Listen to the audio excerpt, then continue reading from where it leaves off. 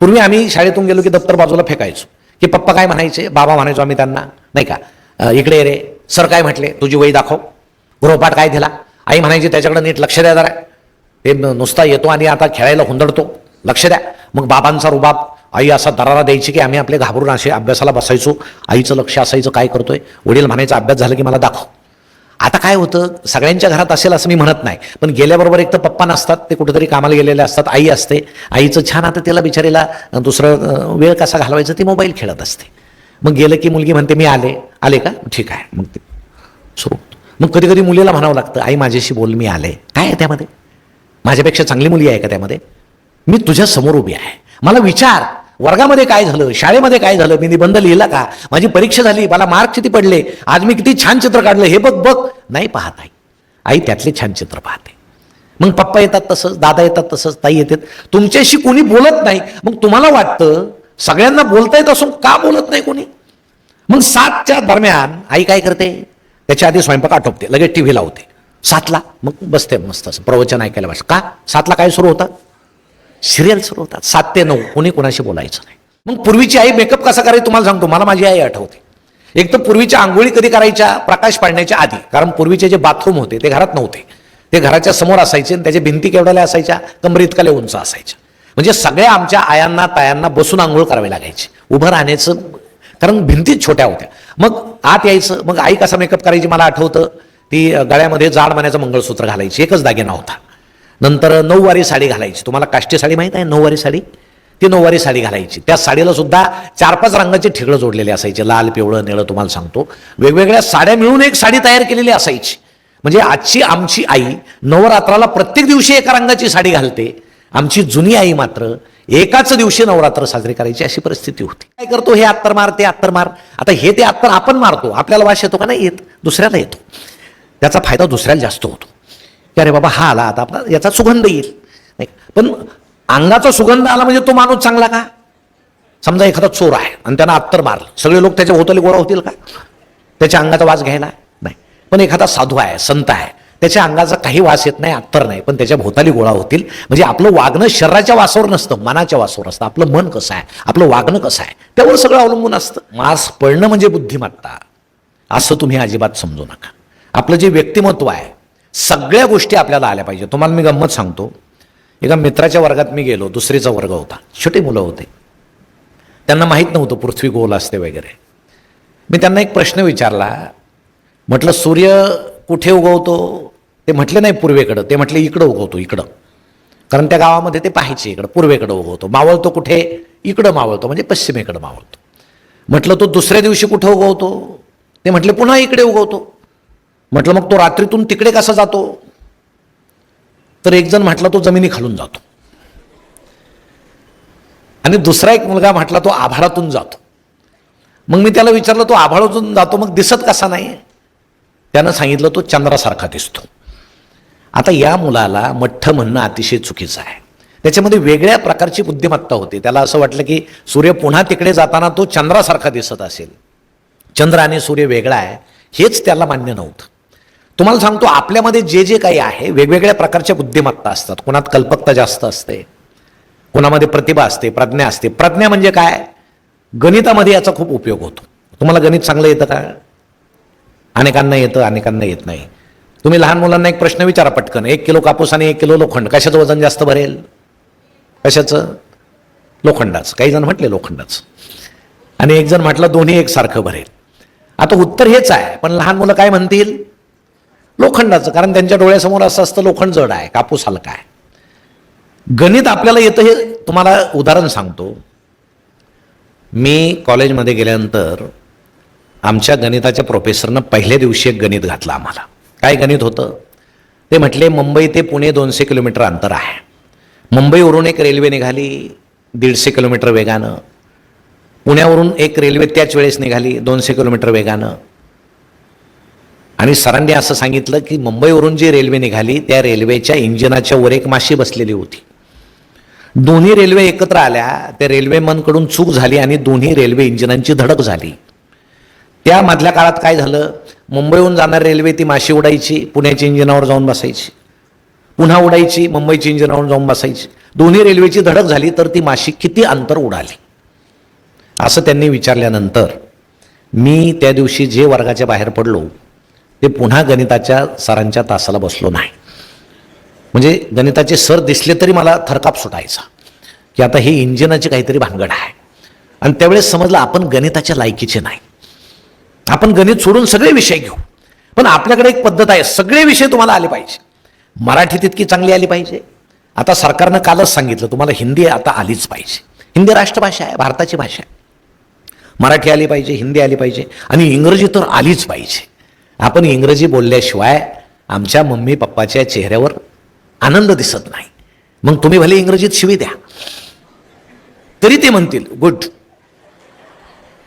किती छान बोलला तू, कारण इंग्रजी आलं पाहिजे. काल परवा मी एका कार्यक्रमाला गेलो, 2 मुली इंग्रजीत बोलल्या, अस्खलित इंग्रजी. लहान मुलं होते, ते भाषण संपून ते बसल्यावर मुलांनी टाळ्या वाजवल्या. त्यांना असं वाटलं आम्ही खूप छान बोललो म्हणून टाळ्या वाजवल्या. तसं नाही, त्या बसल्या म्हणून मुलांनी टाळ्या वाजवल्या, कारण त्यातला एक शब्दही त्यांना समजला नाही. मग सगळ्या भाषा आल्या पाहिजे. मग आमच्या आईची भाषा कुठली आहे ती आधी आपल्याला आली पाहिजे. आईची भाषा कोणती आहे? आपला जन्म झाल्याबरोबर आई जे बोलते ते आपण शिकतो. आई समजा भात शिजवते, कुकर आहे, गॅस आहे, सिलेंडर आहे. आई इंग्रजी बोलतेच ना. आपल्याला एक सवय आहे, जे शब्द मराठीमध्ये अवघड आहेत ते आपण दुसऱ्या भाषेतले घेतो आणि सहज वापरतो. आता आपण टेबल म्हणतो, टेबल आहे, मराठीत त्याला मेज म्हणतात. मग मेज शब्द जरा त्रास होतो बोलायला, मग टेबल आपला सरळ आहे टेबल. पंखा त्रास होतो, फॅन, बटन, ग्लास. आता पेला, पेला शब्द वाईट आहे, ग्लास. म्हणजे आपले लोक आळशी आहेत. आळशी असल्यामुळे ते काय करतात, जी भाषा सोपी आहे, मग ती कुठलीही भाषा असो ती आम्ही वापरतो. मग तुम्ही आईला विचारा मिक्सरला मराठीत काय म्हणतात, घरी गेल्यावर विचारा, नाही सांगता येणार. पूर्वी पाट्यावर वाटायचे, तुम्हाला आठवतं का पाटा, दगडी पाटा, आणि त्यावर असं वरवंटा फिरवायचे आणि आई ते वाटायची, मसाला त्यावर वाटायची. बाबांबरोबर भांडणं झाले तर जास्त जोरानं वाटायचे. त्यांना असं वाटायचं हे बाबाच आहेत पाटावर पडलेले, असं तसं तर मारता येत नाही, असं यांना रगडून घेऊ. मसाला चांगला व्हायचा. पण आता मिक्सर आहे, फ्रीज आहे, आपण फ्रीजच म्हणतो. फ्रीजला मराठीत काय म्हणतात, शीतकपाट. आता इतकं मोठं कोण म्हणेल, शीतकपाट, फ्रीज. आपण विसरून गेलो आपली भाषा कुठली आहे. आपल्याला जे सोयीचं वाटेल ते आपण बोलतो. मग आपल्याला विनाकारण असं म्हणायला नको तुम्ही हिंदीच बोला, मराठीच बोला, इंग्रजीच बोला. जे काही येतंय ते आम्ही चांगल्या पद्धतीनं बोलतो. मग आता फक्त मार्क्स पडणं म्हणजे आपण हुशार आहोत का, असं अजिबात नाही. तुम्हाला सगळ्या गोष्टी आल्या पाहिजे, तुम्हाला भाषण करता आलं पाहिजे. तुम्हाला मी गंमत सांगतो माझ्या बाबतीत झालेली.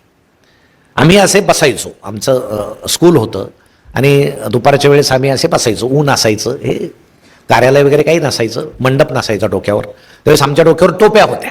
म्हणजे आमचा वेश कसा होता, खाकी विजार, पांढरा शर्ट. त्यावेळेस बेल्ट नव्हते बरं का, पट्टा नव्हता. मग आम्ही करदुरे घ्यायचो वरून पट्टा, आणि तो ढिला असला की ते काडी घ्यायची आणि सातारीच्या तारीसारखी आवडायची, त्याला फिट व्हायचं एकदम पोट. दुपारी जास्त जेवलं की पुन्हा काडी ढिली करायची थोडी, असं ॲडजस्टेबल असायचं. बरं सकाळी जाताना आई डोक्याला इतकं तेल लावायची, दिवसभर किती वारं येऊ एक केस उडत नव्हतं. मग तेलाच्या धारा अशा व्हायच्या. मग एका हातानं तेल पुसायचं, दुसऱ्या हातानं नाक पुसायचं. म्हणजे आई दोन्ही हाताला काम देऊन टाकायची. लहानपणची गंमतच वेगळी होती, काय सांगायचं तुम्हाला. नाही, दप्तर म्हणजे आता तुम्हाला शॅक आहेत. आता तुम्ही जुन्या लोकांना विचारा, त्यांचे दप्तर कसे होते. ते खताच्या गोण्या असतात ना, सुफला, युरिया, त्या गोण्या अशा खांद्यावर घ्यायच्या. आम्ही जणू त्या खताचे ब्रँड ॲम्बॅसिडर होतो, तुम्हाला सांगतो. मग शाळेत गेले की बसायला फारशा नाही, भिंतीला प्लास्टर नाही. मग आठवड्यातून एक दिवस सगळ्या मुलांनी बाहेर यायचं, मुलींनी वर्गामध्ये तयार राहायचं, 4 मुलांनी धावत गावात जायचं. जे सेन सापडेल गाईचं म्हशीचं ते गोळा करायचं, वर्गात आणून टाकायचं. कुणीतरी ओढ्याला जायचं, पाणी आणायचं आणि आमच्या वर्गातल्या मुली सगळा वर्ग स्वच्छ अशा सेनानं सारून घ्यायच्या. भिंतीला पोचारा मारायच्या. पोचारा म्हणजे काय, एक फडकं ओलं करायचं, मातीत बुडून असं छान मातीच्या भिंती असायच्या. तुम्हाला सांगतो त्याचा इतका सुगंध यायचा ना, सुंदर. म्हणजे काही मुलं तर असं भिंतीला नाक टिकूनच उभे राहायचे, किती छान. त्या अत्तराचा विषय नव्हता, आम्हाला अत्तर माहीतच नाही. आमचं अत्तर म्हणजे कुठलं, पहिला पाऊस पडल्यानंतर किती सुंदर वास येतो. मला वाटतं जगामध्ये कुठल्याही अत्तराला तसा वास येत नाही. येतो का, हा निसर्गानं दिलेला आम्हाला अत्तर आहे, ते आमच्या दृष्टीनं महत्वाचं आहे. तो पहिला इतका सुगंधित वास असतो छान. विनाकारण आपण काय करतो, हे अत्तर मार, ते अत्तर मार. आता हे ते अत्तर आपण मारतो, आपल्याला वास येतो का, नाही येत, दुसऱ्याला येतो. त्याचा फायदा दुसऱ्याला जास्त होतो, की अरे बाबा हा आला आता आपला याचा सुगंध येईल. नाही पण अंगाचा सुगंध आला म्हणजे तो माणूस चांगला का? समजा एखादा चोर आहे आणि त्यानं अत्तर मारलं, सगळे लोक त्याच्या भोवताली गोळा होतील का त्याच्या अंगाचा वास घ्यायला? नाही. पण एखादा साधू आहे, संत आहे, त्याच्या अंगाचा काही वास येत नाही, अत्तर नाही, पण त्याच्या भोवताली गोळा होतील. म्हणजे आपलं वागणं शरीराच्या वासावर नसतं, मनाच्या वासावर असतं. आपलं मन कसं आहे, आपलं वागणं कसं आहे, त्यावर सगळं अवलंबून असतं. मग हे सगळे लहानपणीचे दिवस जर आम्हाला आठवले, तुम्हाला सांगतो की पूर्वीची, आता मुलांना आवडत नाही पूर्वी काय होतं आणि आता काय होतं. आम्हाला तुम्ही काय सांगतात म्हणे, आता आमची मम्मी पहा, तुम्ही आता सकाळी पाहता मम्मी मेकअप करते की नाही कुठं लग्नाला जायला? तर ते केला पाहिजे मेकअप. किती वेळ करते? 5-10 मिनिटं करीत असेल तर ठीक आहे. तासभर करते का? करत असेल तर तिला सांगा इतका वेळ काय त्याला घालू नको, कारण तुझ्या चेहऱ्यात काही बदल होणार नाही, आहे तो तसाच राहणार आहे. मग पूर्वीची आई मेकअप कसा करायची तुम्हाला सांगतो. मला माझी आई आठवते. एक तर पूर्वीच्या आंघोळी कधी करायच्या? प्रकाश पाडण्याच्या आधी. कारण पूर्वीचे जे बाथरूम होते ते घरात नव्हते, ते घराच्या समोर असायचे आणि त्याच्या भिंती केवढ्याला असायच्या? कमरे इतकाले उंच असायच्या. म्हणजे सगळ्या आमच्या आयांना तायांना बसून आंघोळ करावी लागायची, उभं राहण्याचं, कारण भिंतीच छोट्या होत्या. मग आत यायचं. मग आई कसा मेकअप करायची मला आठवतं, ती गळ्यामध्ये जाड मानेचं मंगळसूत्र घालायची, एकच दागिना होता. नंतर 9वारी साडी घालायची. तुम्हाला काष्टी साडी माहीत आहे? 9वारी साडी, ती 9वारी साडी घालायची. त्या साडीला सुद्धा 4-5 रंगाचे ठिगळं जोडलेले असायचे, लाल, पिवळं, निळं. तुम्हाला सांगतो वेगवेगळ्या साड्या मिळून एक साडी तयार केलेली असायची. म्हणजे आजची आमची आई नवरात्राला प्रत्येक दिवशी एका रंगाची साडी घालते, आमची जुनी आई मात्र एकाच दिवशी नवरात्र साजरी करायची, अशी परिस्थिती होती. सगळे रंग तिच्या साडीला होते. मग कपाळाला असं गोंदल्यासारखं असायचं. काय लावायची ती? कुंकू लावायची, रोज लावायची. ते मेन लावायची आधी. आता पूर्वी गोंदायचे अंगावर, त्याला आजकाल काय म्हणतात? टॅटू. टॅटू तुम्ही काढता ना? टॅटू का काढता? तुम्ही पाहता एखाद्या खेळाडूनं टॅटू काढलाय, एखाद्या नाटानं टॅटू काढलाय, मग तुम्ही म्हणताय मला पूर्वी का त्याला गोंधनं म्हणायचे. आणि का गोंदायचे पूर्वी माहित होतं का? मोबाईल नव्हते. समजा मुलगा, आम्ही जत्रेत गेलो, मुलगा हरवला, कसा ओळखायचा? मग ते सांगायचे त्याच्या डाव्या हातावर गोंदलेला आहे, त्याच्या खांद्यावर गोंदलेला आहे, त्याच्या पाठीवर गोंदलेला आहे, म्हणून गोंदायचे. तुम्हाला सांगतो आता नवीन मुलं इतकं गोंदतात की घरच्याला वाटतं हा हरवलेला बरा आहे. पायापासून डोक्यापर्यंत सगळं ते विचित्र होऊन जातं, जणू साप याच्या अंगावर फिरतायत. हे नको ते पाहून तुम्ही कशाला गोंदता? त्यानं कॅन्सर सुद्धा व्हायला लागलेत. आता काही गोंदू नका. आपल्याला देवानं इतकी छान त्वचा दिली आहे, सुंदर, असं छान राहावं, विनाकारण कशाला ते काहीतरी करत बसावं, म्हणून ते गोंदायचे. मग आई कुंकू लावायचे कपाळाला. कुठंतरी मातीच्या भिंतीत एखादा आरशाचा तुकडा असायचा बारीकसा, मग त्यात फक्त कपाळ दिसायचं. आई अशी पाहायची, कपाळ दिसायचं. मग पदर घ्यायची, पदराचं टोक असं जिभेमध्ये बुडवायची, असं छान वर्तुळ काढायची ठसठशीत. पुन्हा मेकअपची गरज नाही, तुम्हाला सांगतो. झाला तिचा मेकअप. म्हणजे पूर्वीचे दिवस आणि आत्ताचे दिवस जर आठवले तर इतकं सगळं बदलत चाललंय कुटुंबामध्ये सुद्धा. आता आम्ही कुटुंबामध्ये काय पाहतो? पूर्वी पहाटे उठल्याबरोबर देवपूजा करणं, देवाला जाणं, ग्रंथ वाचणं वगैरे चालायचं, व्यायाम करणं वगैरे. आता पहाटे उठल्याबरोबर तुम्हाला काय दिसतं कुटुंबामध्ये? खरं सांगा बरं, काय काय होतं? समजा तुम्ही सकाळी उठला, काय करता? उठल्याबरोबर मोबाईल पाहता. कारण काय? जगाची काळजी आहे. मी झोपल्यावर जगाचं काय झालं असेल? आता तू झोपला तिथंच जग चांगलं चाललं, तूच तेवढा विचित्र होता, काही झालं नाही जगाचं. पण लगेच आम्हाला व्हॉट्सअप उघडायचं, दानदान काय मित्रानं मेसेज पाठवला. बरं इतके दानदान मेसेज येतात, तुम्हाला सांगतो माणसं रात्रभर झोपतच नाहीत, नुसते व्यक्त होतात, नुसते मेसेज. बरं मेसेज कुठले पाठवायचे? एखादा दुसऱ्याची लांबलचक आलेली पोस्ट वाचायची नाही, पुढच्याला पाठवून द्यायची. वाच नको वाचू. एखादी छान कविता आली, कवीचं नाव काढायचं, आपलं नाव टाकायचं, पुढे पाठवून द्यायचं, माझीच कविता आहे, नाही का? मग ते दान दान दान असं येतं, सुरू होतं. लगेच कुठला तरी आमच्या 200 मैल दूर असलेला मित्र असतो, मग आईकडे पाहायचं नाही, वडिलाकडे पाहायचं नाही, त्यांना नमस्कार करायचा नाही, त्या मित्राला लगेच गुड मॉर्निंग. मग त्याचा मेसेज काय येत नाही, अस्वस्थ व्हायचं, हा जिवंत आहे की नाही, रात्रीतून काही झालं तर नाही. बरं तो मेसेज पाठवण्याच्या अवस्थेत आहे की नाही हे माहीत नाही, पण एकदाचा त्याचा मेसेज येतो गुड मॉर्निंग, अरे हाय हाय हाय. मग खाली खाली सरकायचं. मग अचानक एखादा फोटो येतो, काय रात्री हे गेले, मृत्यू झाला यांचा. मग पहिलं काम काय करायचं? पहाटेच ओळखीचे असो नाही तर नसो, भावपूर्ण 4-5 फुलं टाकून द्यायचे. आता आपल्याकडे फुकटच आहे, 10-12 टाका, काही फरक पडत नाही, त्याला काही पैसे जास्त लागत नाही. मग तसंच खाली खाली यायचं की अचानक दुसरा एखादा फोटो येतो, आज यांचा वाढदिवस आहे, म्हणजे यांचा जन्म झाला, जगावर किती उपकार झाले. मग ओळखीचे असो नाही तर नसो, वाढदिवसाच्या वरचेच फुलं खाली टाकून द्यायचे. मेला तरी तेच, जन्म झाला तरी तेच. छान दिवस सुरू होतो, मस्त. तुम्हाला सांगतो पूर्वी असं नव्हतं. पूर्वी आई वडील मुलाला उठवायचे, लवकर उठ, व्यायाम कर, धावायला जा, जोर काढ, बैठका काढ, जिम वगैरे नव्हते असं. ते जिम नव्हत्या, ते काय असतं ना ते गव्हाचं काढं वगैरे खायला, त्यानं काय ताकद वाढती म्हणतात वगैरे, काय नाही. तुम्ही ते पीठ चालते नाही, गव्हाचं पीठ चालते ना, आपल्याला वाटतं मऊ पोळ्या यायला पाहिजे, गरज नाही मऊ यायच्या, त्यामध्ये तो कोंडा आला पाहिजे. तो कोंडा म्हणजे ते गव्हाचं काढा आहे, तो कोंडा काढूनच विकतात इकडं. हे जे फिटनेस क्लबवाले आहेत ना, आई जो कोंडा फेकून देते तोच कोंडा गोळा करून यांना विकतात, आणि हे ते 2000 डबा घेतात. त्याला काहीतरी वेगळंच नाव असतं बरं का, काही नाही, ते कोंडाच असतो. म्हणजे गोठ्यात जनावरं खातात असं ते डब्यात देतात, पण हे एवढं असं ते जनावरासारखं ताकदवान व्हायचं म्हणतात. हे सगळं आता विचित्र झालेलं आहे. आणि मग असा तो दिवस सुरू झाल्यानंतर आपण उठल्याबरोबर, पण गंमत अशी होते, आता तुमची चूक नाही, तुम्ही शाळेतून गेल्याबरोबर तुम्ही मला सांगा, पूर्वी आम्ही शाळेतून गेलो की दप्तर बाजूला फेकायचो, की पप्पा काय म्हणायचे, बाबा म्हणायचो आम्ही त्यांना, नाही का, इकडे रे, सर काय म्हटले, तुझी वही दाखव, गृहपाठ काय दिला, आई म्हणायची त्याच्याकडे नीट लक्ष द्या जरा, ते नुसता येतो आणि आता खेळायला हुंदडतो, लक्ष द्या. मग बाबांचा रुबाब, आई असा दरारा द्यायची की आम्ही आपले घाबरून असे अभ्यासाला बसायचो, आईचं लक्ष असायचं काय करतोय, वडील म्हणायचं अभ्यास झालं की मला दाखव. आता काय होतं, सगळ्यांच्या घरात असेल असं मी म्हणत नाही, पण गेल्याबरोबर एक तर पप्पा नसतात, ते कुठेतरी कामाला गेलेले असतात, आई असते, आईचं छान आता त्याला बिचारीला दुसरं वेळ कसा घालवायचं ती मोबाईल खेळत असते. मग गेलं की मुलगी म्हणते मी आले का, ठीक आहे, मग ते सुरू. मग कधी कधी मुलीला म्हणावं लागतं, आई माझ्याशी बोल, मी आले. काय आहे त्यामध्ये, माझ्यापेक्षा चांगली मुली आहे का त्यामध्ये, मी तुझ्या समोर उभी आहे, मला विचार, वर्गामध्ये काय झालं, शाळेमध्ये काय झालं, मी निबंध लिहिला का, माझी परीक्षा झाली, मला मार्क किती पडले, आज मी किती छान चित्र काढलं, हे बघ बघ, नाही पाहत आई त्यातले छान चित्र पाहते. मग पप्पा येतात तसंच, दादा येतात तसंच, ताई येतात, तुमच्याशी कोणी बोलत नाही. मग तुम्हाला वाटतं सगळ्यांना बोलता येत असून का बोलत नाही कोणी. मग 7च्या दरम्यान आई काय करते, त्याच्या आधी स्वयंपाक आटोपते, लगेच टीव्ही लावते. 7ला मग बसते मस्त असं प्रवचन ऐकायला बस. का 7ला काय सुरू होतं, सिरियल सुरू होतात. 7 ते 9 कोणी कोणाशी बोलायचं नाही. एक दिवस सासू येते, सुनेला बोलते, दुसऱ्या दिवशी सून येते, सासूला बोलते. त्या स्त्रिया येतात, खोटं खोटं रडतात, डोळ्याला ग्लिसरीन लावून. आई खरं खरं रडते, त्यांना रडायचे पैसे मिळतात, ही फुकट रडते. मग तुम्हालाही वाटतं आपण तरी काय अभ्यास करायचा, आई शेजारी जाऊन बसू, काय चाललंय पाहू. मग आई पाहते, आपण शेजारी बसतो, मुलगा येतो शेजारी बसतो, सगळं कुटुंब टीव्ही पाहतं. बाबा येतात. आता पूर्वी तुम्हाला माहित आहे का, बाबा घरी आले की पूर्वीची आई आहे ना असं डोळे मोठे करायची, कुठं होता इतकं, ते घाबरून जायचे बिचारे, अरे लवकर आलं पाहिजे, तुम्हाला कळणार नाही ते. पण आता आई काही विचारत नाही, ते येतात सोफ्यावर बसतात, त्यांच्याकडे कोणाच लक्ष नसतं. आईचं लक्ष एपिसोडमध्ये असतं, इथला हा चुकला तर काय, हे कुठं जाणार आहे आपले, 2 दिवस फिरतील पुन्हा इथं येतील. हे सिरियल मधले चुकले तर अवघड आहे.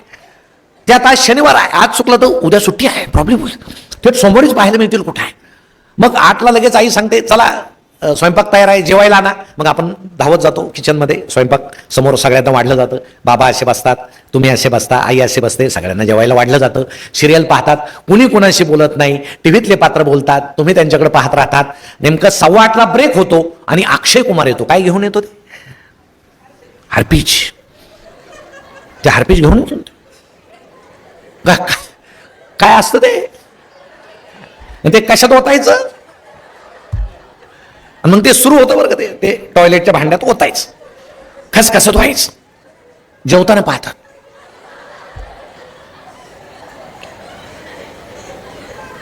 मग नुसते पाहत नाही, आई बाबांना काय सांगते, पहा किती स्वच्छ निघतं हा त्यानं, उद्या घेऊन या, थोडी भाजी वाढू का तुम्हाला. बाबा तर घाबरूनच जातात, कुठल्या भांड्यातली भाजी द्यायचा भरोसा राहिला नाही आता. मग तुम्ही अशा वेळेस काय केलं पाहिजे, तुम्ही फक्त आईला विचारा, हे सगळं पाहून तुला काय मिळतं. ती म्हणेल माझा वेळ जातो. बरं ठीक आहे, मी तुझ्या शेजारी बसले, तू माझ्याशी बोलली का. बरं याच्यामध्ये तर नुसते भांडणच दिसत आहेत. एखादी सून आहे, 4-5 स्त्रिया तिला घेरतात, कटकारस्थान करतात, यात चांगलं काहीच नाही. मग हा टीव्ही जर बंद केला, तू बातम्या लाव, बातम्यात काय चाललंय मला पाहू दे. एखादा हिंदी चॅनल लाव. आता सुनीता विल्यम्स इतके दिवस अवकाशामध्ये होती, ती आता खाली आली, मला पाहू दे काय चाललंय तिचं. ती खाली आल्यानंतर तिची परिस्थिती काय, तिला या गुरुत्वाकर्षणाशी जुळून घेता येईल का, ती वर कशी जगली इतके दिवस, काय खाल्लं तिनं, वर गुरुत्वाकर्षण नसताना ती कशी जगली, मला एकदा पाहू दे. हे सगळे चॅनल्स लाव, मला पाहायचेत. ही जिज्ञासा तुमच्यामध्ये पाहिजे. तुम्हाला सांगतो, तुम्ही जर असं म्हटलात तर पप्पांना आणि मम्मीला सुद्धा आनंद होईल की नाही आपण सिरियल बंद केली पाहिजे आणि यांना हे दाखवलं पाहिजे. पण असं होत नाही. आम्ही सगळे आता वाहवत त्याच्यामध्ये गेलेलो आहोत. तुम्हाला सांगतो, लहान मुलं मोबाईल खेळतात. आता एखादं लहान पोरगं झोपत नसलं, आई काय करते, गाणं लावून त्याच्या पोटावर टाकून देते, झोप. ते बिचारा ऐकतं अंगाई गीत, ते वेगळंच गाणं असतं काहीतरी, त्याला वाटतं हेच अंगाई गीत आहे. थोडंसं गोंधळ घालायला लागला की धर मोबाईल बैस, ते बसतं आपलं गेम खेळत बसतं काहीतरी. आता मोठे मुलं, तुम्ही आता मोठी झालात, तुम्हाला वाटतं हा आमचा हक्क आहे, कारण आम्ही आता मोठे झालो, मोबाईल वापरणं आमचा हक्क आहे. आमच्यासारख्याला वाटतं की सोयीसाठी वापरला पाहिजे म्हणून आम्ही वापरतो. आमचे म्हातारे आजोबा वगैरे वापरतात, आमच्या काळात नव्हता, जाता जाता तरी वापरू, ते वापरतात, सगळे मोबाईल वापरतात. मोबाईल वापरणं चूक नाही, मोबाईल चांगलाच आहे, पण त्याच्यामध्ये प्रलोभन आहेत. तुम्ही पुस्तक घेतलं तर पुस्तक तुम्हाला काही वाईट शिकवणार नाही, चांगलीच गोष्ट तुम्हाला पुस्तक शिकवेल, पण मोबाईल तुम्हाला चांगलीच गोष्ट शिकवेल असं नाही. तुम्ही विज्ञानाचे व्हिडिओज पाहता पाहता अचानक दुसरा एखादा व्हिडिओमध्ये येईल, तुम्ही म्हणाल यात काय, तुम्ही बटन दाबाल, अलिबाबाच्या गुहेसारखं ते तुम्हाला दूर दूर दूर फरफटत नेईल आणि त्याचा तुमच्या मनावर परिणाम होईल, तुम्हाला चटक लागेल, नाही हे छान आहे, हे पाहायला पाहिजे, मम्मी झोपली का, पप्पा झोपले का, आपण हे पाहायला पाहिजे. मला वाटतं ते काही वेगवेगळं पाहून गेम्स खेळून आम्ही मम्मी पप्पाला वगैरे फसवत नाही, आम्ही स्वतःला फसवतो, आम्ही स्वतःला फसवतो. त्यापासून दूर राहा तुम्ही, काही गरज नाही त्याची. आता तुम्ही बसलात, कोणी मोबाईल पाहताय का, पाहत असेल चुकून एखादा, पण मी बोलतोय तुम्ही ऐकताय, काही बिघडलं का, नाही बिघडत, काही त्यानं बिघडत नाही. पण माणसाला वाटतं आता मोबाईल शिवाय पर्याय नाही, मोबाईल त्याच्या हातात असतो, जग त्याला वाटतं आपल्याशिवाय चालत नाही, तसं काहीही नसतं. म्हणून ते प्रमाणात त्या गोष्टी वापरल्या पाहिजे, आम्ही त्या वापरत नाही.